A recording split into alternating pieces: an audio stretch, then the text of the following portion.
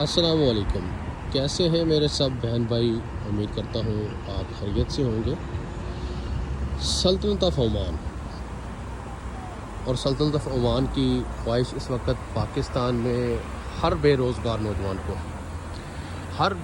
نوجوان یہ چاہتا ہے کہ میں سلطنت آف عمان میں جا کر اچھا اس کی حلال کماؤں، خود بھی کھاؤں، اپنی فیملی کی کفالت بھی کروں۔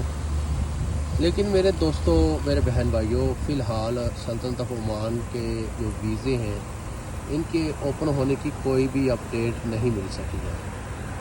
اپڈیٹ ملے گی ROP سے، یعنی رائل عمان پولیس سے، اور منسٹری آف لیبر عمان کی طرف سے، جس کو ہم یہاں پر قوائے عاملہ کہتے ہیں۔